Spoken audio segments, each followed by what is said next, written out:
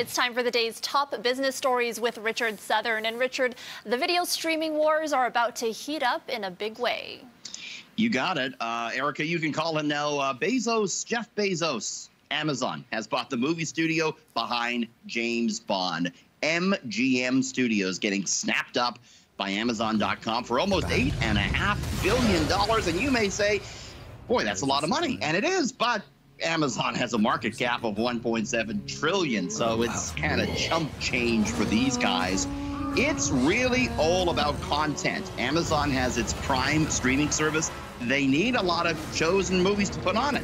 And MGM has a library of about 4,000 films and 17,000 hours of television, including, aside from Bond, The Silence of the Lambs, and Rocky, and all sorts of properties. Amazon doesn't say how many people watch its Prime service, but more than 200 million have access to it through their Prime membership.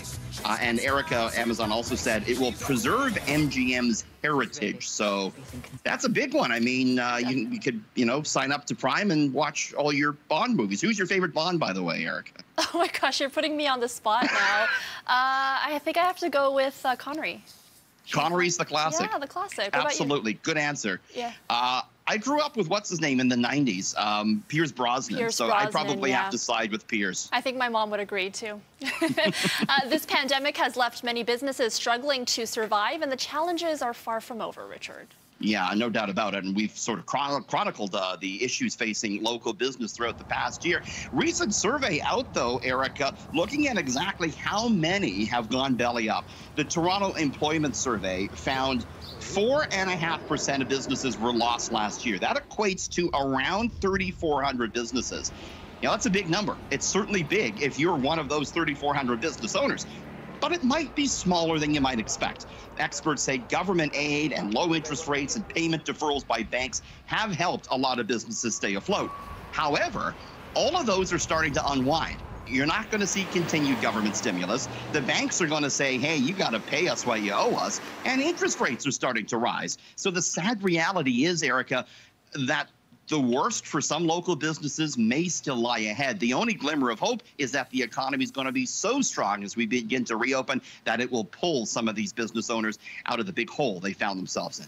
And finally, the revolution continues on Wall Street. Those so-called meme stocks are making a comeback. It's crazy, and it's what everyone on those forums thought would happen.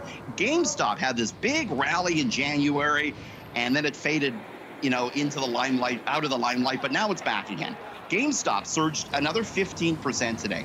It is up more than 35% this week. Another target of the Reddit crowd has been AMC, that U.S. movie theater chain. It was up 20% today. The stock's up 60% this week. BlackBerry also surging.